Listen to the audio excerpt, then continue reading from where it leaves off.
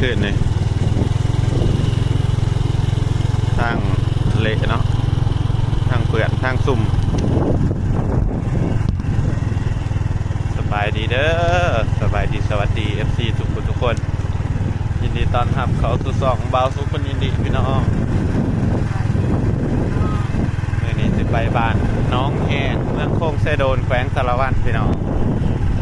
กับบ่ไกลกันหรอก500 เมตรวันนี้สิไปบ้านพ่อบ่าวสุขเนาะ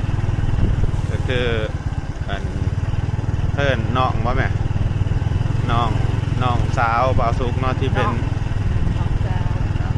จะแม่นแต่ว่าน้องสาวบ่าวสุขเนาะ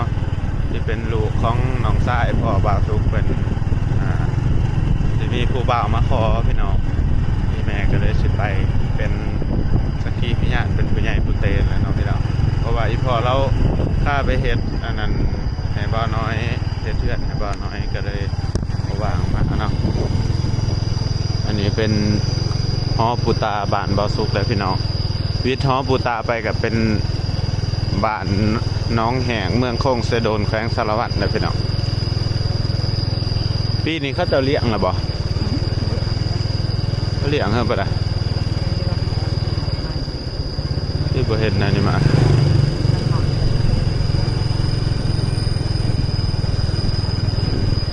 อันนี้เป็นบ้านแห้งๆเลยพี่น้องชายแดนเนาะบ้านบ่าวสุข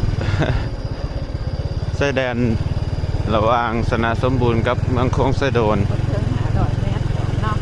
เด้หอดเด้โคกเลยแล้วนี่พี่น้อง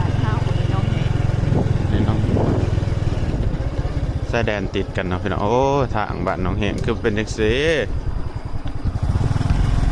ต่อย่ามฝนน่ะก็จังซี่แล้วบัดใช้กับบ่ได้แล้วพี่น้องย่ามฝนนี่ทางมันเนี่ย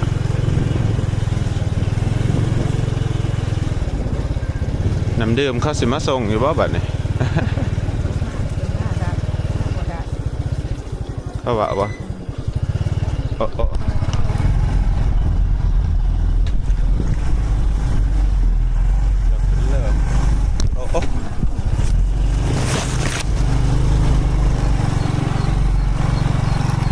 รถแสกไต่แสกเนี่ยจริเขาก็บ่ทมเนาะแล้วเห็นฝนตกปุ๊บก็เละปั๊บเลยพี่น้อง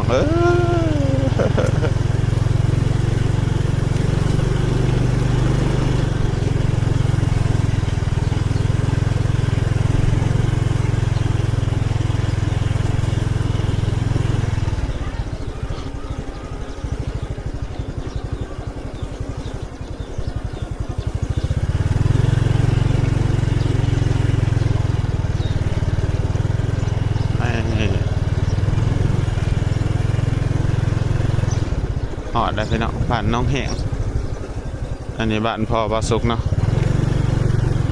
แต่ว่าบ่ค่อยอะไรมากส่วนนี้มันอันนั้นพี่น้องบ่มีพ่ออูแม่อูล่ะตะกี้น่ะสิมีแม่ของพ่อบ่าวสุขเนาะแต่เป็นเสียชีวิตแล้วพี่น้องบาง2 ปีก่อนบ่2 ปีก่อนเสียแล้วก็ได้บ่ค่อยอะไรมากเนาะยังแต่หน้าแต่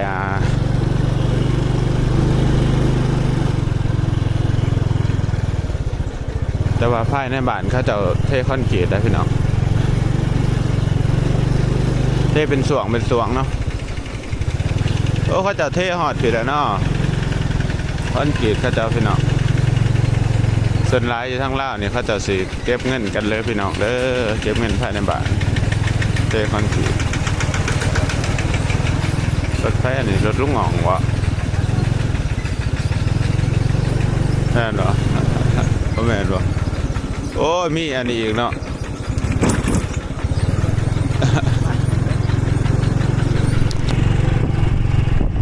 จะถ่ายคลิปหามเลยมันเนาะครับ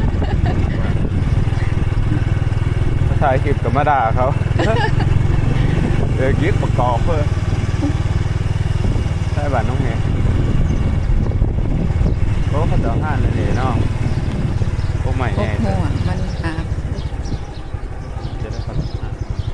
ไปใช้เขาทางไหน เขาไปพุ่น ทางนี้บ่ บ่อนโดดบ่อนได้ปะพุ่นแล้วบ่อนพุ่น บ่อนได้ พุ่นนั่นบ่อนโดดเขา ตอนนี้บ่าวสุกมาหอดเพื่อนอ้าวบ่าวสุกแต่น้องพี่น้องอ้าวศูนย์ซึ่งเป็นน้องของพ่อบ่าวสุกเนาะมาหอมนี่เพิ่นปูกระล่างใหม่เนาะพี่น้องเพิ่นก่อกระล่างใหม่เด้อมาหอมก่อนล่าสุดที่ปีกายนี่เนาะพายุเข้าบ้านเพิ่นนะพี่น้องพี่นี่ลังกะเพิ่นปิวเนาะตอนเฮามาถ่ายบางครั้งพี่น้องมาหอมนี่เพิ่นก่อกระล่างใหม่แล้วก็ก่อกันศาสตร์ออกมาใหม่เนาะกำลังขยายออกมาใหม่ก็น่าอยู่หลายขึ้นเนาะมีลูกมีเต่า3 คนมีลูกชายผู้หนึ่งลูกสาวผู้หนึ่งที่เขาจะสิมาขอเนี่ยแล้วก็ลูกชายหลานอีกผู้หนึ่งเนาะหรือว่า4วะแม่อาซูนมีลูกจักคน4บ่หรือ3หาคนรูดบ่ตระกูลแขวใหญ่ใช้เบิ่งแน่แขวฮะบ่ได้ใหญ่น้ำแม่บ่ยากน้ำทั้งแม่บ่มันบ่ทันได้ร้อนเพิ่นยิ้มทั้งบอกว่าน้ำแม่เพิ่นยิ้มใส่ใส่บันเนื้อบ่คันร้อนนี่ถ้าเบิ่งใหญ่คือกันหันขใหญ่อ่ะเน้นว่าเดียวใช่หมอนี่ใช่มาเบิ่งใหญ่คือเฮาอยู่บ่หมอนี่สิได้ไปรัดแขว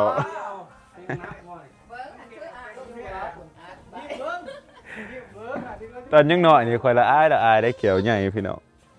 ตอนยังหน่อยเข้ามาตระกูลแขวเจิงเนาะไปใส่แขวเจิงแขวบักโจ๊กเขินมาแขวก็เศร้าใหญ่เด้อคอยไปรัดแขวมาหมอนี่ก็สิได้ไปรัดแขวอีกบัดใหญ่เนาะพี่น้อยเป็นสาวหยานผู้บ่าวบ่มักแล้วบัดนี้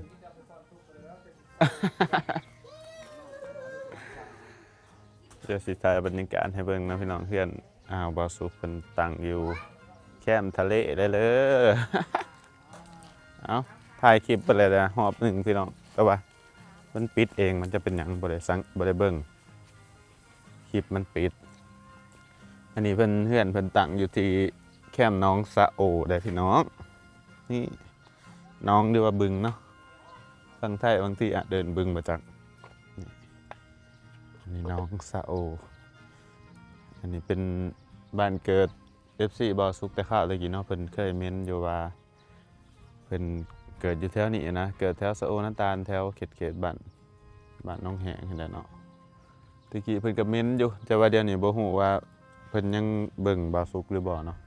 คันยังเบิ่งก็คอมเมนต์บอกในเด้อพี่น้องอันนั้นบ่ได้ว่าบัดบางที่บ่าวสุกย่างมาทางนี้เนาะได้ผ่านมาทางนี้ก็สิถ่ายคลิปให้เบิ่งหั้นนะบรรยากาศแต่ข้าวยังน้อยเนาะบางทีเพิ่นคิดฮอดอดีตนะคันเพิ่นยังเบิ่งอยู่สายเอามาเบิ่งก่อนยายไปตัวสิเป็นหยังอันนี้อยากเป็นทหารเจ้าจักปีได้เฮียนปอใดล่ะเฮียนปอใดบ่ทันได้เฮียนเพิ่งบ่ได้สิเฮียนอีกปีนึงข่อยชื่อหยังบอกก่อนว่าข่อยชื่อหยังไอ้ซุกเป็นส่งนักเลงขนาดเป็นตะขี้ดื้อขนาดโอ้บ้านตัวแบบให้โซ่เนาะมีพักกระโดนอยู่หน้าเฮือนเนาะนี่ตามธรรมศาสตร์เนาะน้องสะโอปกตินี่มันบ่ได้บกแนวนี้แหละพี่น้องบ่าวสุกก็เคยเห็นมันบกมาแต่ละเทื่อพี่น้ำเพียงนี่เนาะ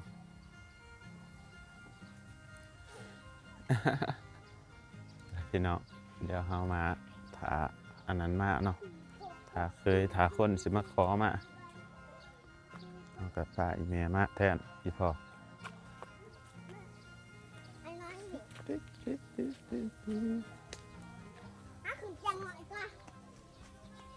เตียงสวรรค์บ่แม่นแนวห้องกระเบื้อง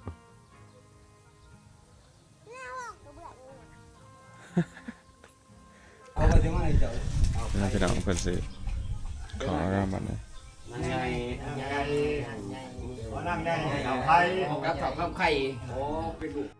ซื้อของกันเนาะอย่าสิว่าแล้วมาพอเดี๋ยวโคเกลือ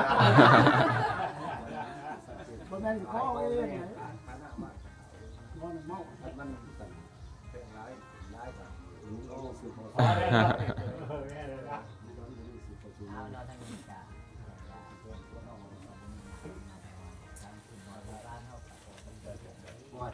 บรรยากาศก็สิแบบเรียบง่ายเนาะพี่น้องบ่มีแบบพิธีอิหยังหลายเนาะแต่เพิ่นยังเพิ่นเอมาคุยกันในกันแล้วนะเรียบง่ายเป็นก็น่าจะเรียกอาหารอยู่เนาะน่าจะเฮ็ดของกินข้าวเช้าหรือว่าข้าวบ่ายเลี้ยงแขกเนาะ เขาสะอาดเนาะคนหนาไม่ว่าเสียยิดว่าลุงเต้านี่เขาบ่อยากได้ อันนั้นก็มาปัวเอาหั่นเด้อ พอแล้วคันว่าจังซั่นแล้วก็นี่ก็บ่ได้ พี่น้องมาเบิ่งฝ่ายแม่ครัวเฮาเนาะปลาขักกะหรี่เฮ็ดเมนูอะไร ก้อยปลาจะแซ่บเนาะ ให้จื้อได้นี่แม่ครัวไปเฮ็ดอันนั้นซอยเฮาหมดนะ ชื่อไม่พวดนะจะโดนอะไรออกลาย งอแกออกร้านเนาะ ชีก็รู้ก็ดี เธอเธอของก่อย สิ เนาะ เบิดนั่นแหละสิเบิดกระเซียนในคนเฮ็ดกินสิได้รุ่นใหม่มาก โอ้ยไปเหยาะมาเนาะ เนาะเนี่ยเดี๋ยวมันขึ้นมาอันนี้ขึ้นมาไว้จะเป็น สิก้อยปลาสุกแขกกินพี่น้อง ไผ่สีขาวนี่หอมนะบอก นุ่ง สิบางอย่างจังหน่อยไทยบักหน้าของนี่เป็นยัง คือใส่ลายแท้เนาะ บักหน้านี่นะ มันมีหนักบ่ มันส่งลายบ่มันบ่มีนะที่มันยังบ่ถนัดอันนี้ซะไปได้เปรียบ คักได้ครัวเพิ่นพี่น้องนี่พายุมานี่ขยันไปวัดครัวอยู่ ได้ไปพวกไป เอ้ยครัวมันต่ำเนาะ บริษัทตั้งสถุสถานได้นี่ มันต่ำมัน บ้านไกลเฮือนเคียงเพิ่นกับพี่น้องกันนี่แหละพี่น้อง บอกย่างกันเบิ่งในร่างกะชีทาง โอ้ยเบิ่งได้ทางไหน ลมพัดกับปิว มันรู้นะผลเลยเด้อเฮ้ยบ่ อ้อมแอ่งขางเฮือนกันนี่พี่น้องกันเบิดบ่นี่เอาเวียดบ่พวกเพิ่นก็กันงัวได้อยู่เลยนี่เนาะ บรรยากาศเฮือนเพิ่นมีเฮือนตะข้าวตะกี้เข้ามาเฮ็ดแบบอันนี้เลยเนาะพี่น้องบ่มีทางออกเลยสังเกตหน่อย เป็นดินแบบตาบอดเนาะอันนี้ก็ตันไว้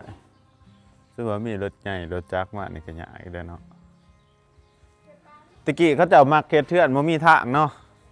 เขามักเฮ็ดแบบเฮ็ดไปเลยเนาะเฮ็ดอยู่ไสก็ได้เนาะแต่ข้าวตะกี้เนาะบ่คิดว่าตอนเดียวนี่มันสิยากขนาดแบบ เฮ็ดไปเด้อแล้วก็ท้องย่างค่ะ ตะกี้ย่างเขาเนาะไปเฮือนไผก็ได้เนาะจังซี่ มีโดดมีดะบ่ได้คิดแต่พันนอกมาสิมีโดด เห็นว่านี่เฮือนนี่ มีปัญญาเอาของมันเรื่องนะ บอกได้บ่มีทางก็ยากได้เนาะ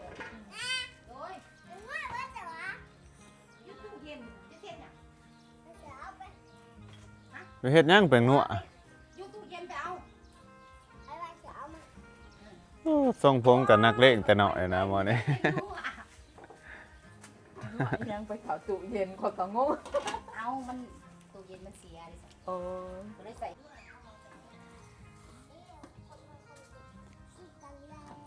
มาเขาหนึ่งเขาจะหวด3หวดอ๋อคนมาหลายเป็นไง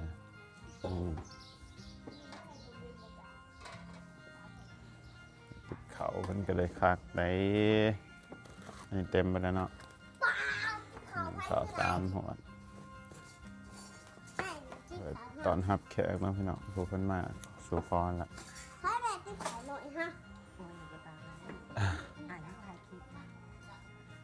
โอ้ยเป็นตะขี้ดื้อคักเนาะตัวเนาะแต่ตัวเป็นใหญ่ไปนี่เขาสิดัดตีเพิ่นมันไปบ้านอื่นเขาดัดตีแน่นอน นักเลงขนาดนะเบิ่งหน้าก็ฮู้แล้วว่านักเลงมึง กวนเป็นกวน กวนเป็นกวนเอ้ยกับแม่นนอกนั้นร้านคนนี้คอยสร้างเด็กต่างๆได้เจ้าจะต่างๆบ่ได้เด้อ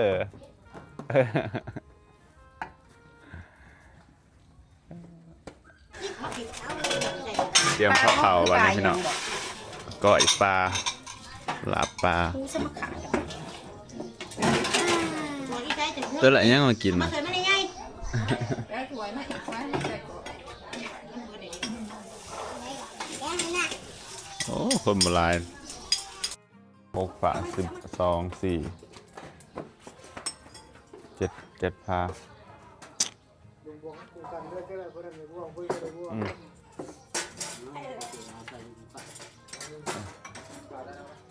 เปลี่ยนที่กันสดเอา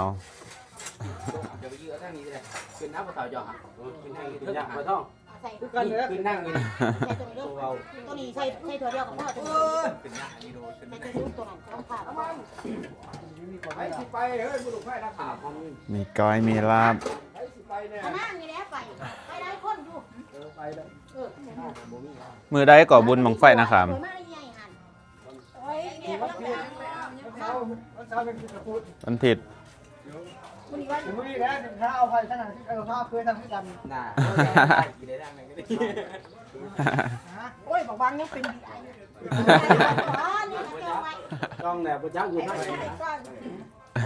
จะเอาไข่ เอาในนี้ดูห้องที่จันทร์นี่กันที่ถึงวันเสาร์ ขนาดใส่พ่อจะไปใส่เขาอะมาให้ใหญ่มาจากกองใบ นี่ได้ อืม เก่ง น่าสวยมาเป็นโร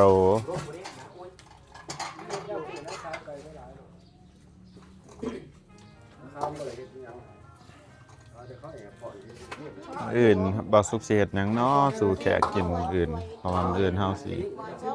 อันเบิกทางเขามาใหม่เนาะพี่น้องแล้วก็จะมีผู้ใหญ่ผู้เตเพิ่นมาอันนี้เข้าบ้านแล้วก็จะคล้องดินทั้งกลางเนาะก็จะมาเบิ่งน้ำเฮาสิบอสุกได้คิดว่าอยากหาแนวกินเฮ็ดคาเฟ่สู่เพิ่นกินเนาะพี่น้องแต่งเขาวสู่เพิ่นกินแค่ก็สิก้อยปลาละปลานี่หรือบอกอะ ก่อยสิเนาะ ก็สิก็ยังไม่ได้แล้ว ไปจะได้กับทุกคนได้ลองเมื่อจะน้องจะ เอ้ยบ่เป็นหยังดอกหัวซักกับเอาถิ่มที่เคยคนพอกันเถอะ ใช้ไปเดี๋ยวมันออก เอาขัวก็ต้องไปเนาะอันนี้เมนูก่อยมื้ออื่นเซตยังแม่กินสู่อันนั้นกินมื้ออื่นอันนั้นพ่อบ้านพ่อยังเขาจะสิมาเบิ่งพุทธากนำหันได้แล้วก็นี่ผู้ยอกผู้ใหญ่เขาจะสิมาได้ว่าหาเฮ็ดกินเพลสู่เขาเจ้ากินก้อยปลาละปลาเนาะมาอีกเดี๋ยวไฟก็บ่กินดิบเนาะ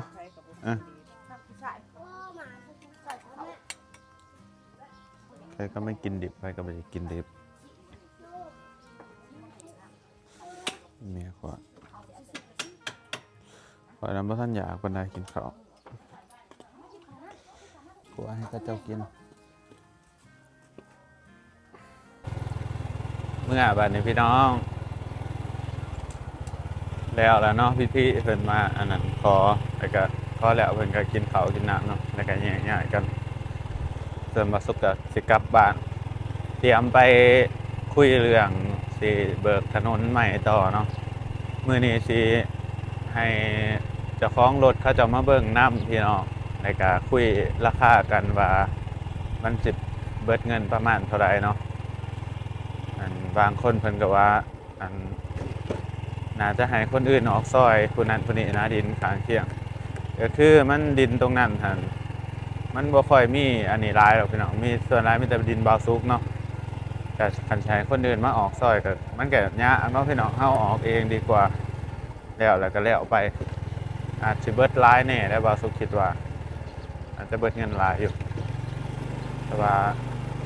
บาวซุกก็สิเฮ็ดเนาะเพื่อมันสะดวกสบายตัวเองนี่แหละในอนาคตต่อไป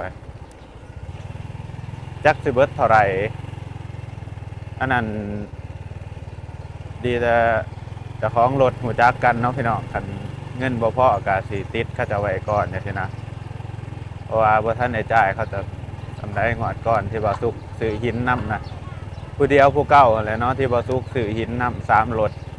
ก็9ล้านกีบเนาะพี่น้องยังบ่ทันได้จ่ายซ้ำก็สิจ่ายตัวเก่าไว้ก่อนตัวใหม่ก็ติดก่อนก่อยผ่อนจ่ายทุกคน5 บาทมื้ออื่นโอ้จะเก็บเฮ็ดหยังเนาะจักสั่งอะเด้ ก็เฮ็ดอันนี้เฮ็ดกันบ่ให้คนขับไหวเนาะมื้ออื่นว่าสิหาเฮ็ดเมนูตอนรับแขกจักเฮ็ดเมนูหยังแลพอได้แบบว่าเพิ่นมาเนาะให้เพิ่นกินข้าวกินหยังอยู่เที่ยงเฮาเนาะพี่น้องก็ได้รู้จักกันทำความรู้จักกันไปเดี๋ยวต้องคิดมื้ออื่นสิไปตลาดมื้ออื่นไปตลาดแต่เช้าแล้วเฮาไปซื้อของกินซื้อหยังซื้อปูซื้อปลามาไว้เจอกันในคลิปหน้าพี่น้องฝากกดไลค์กดติดตามเป็นกำลังใจให้2 บ่าวสุขกันเด้อบ๊ายบาย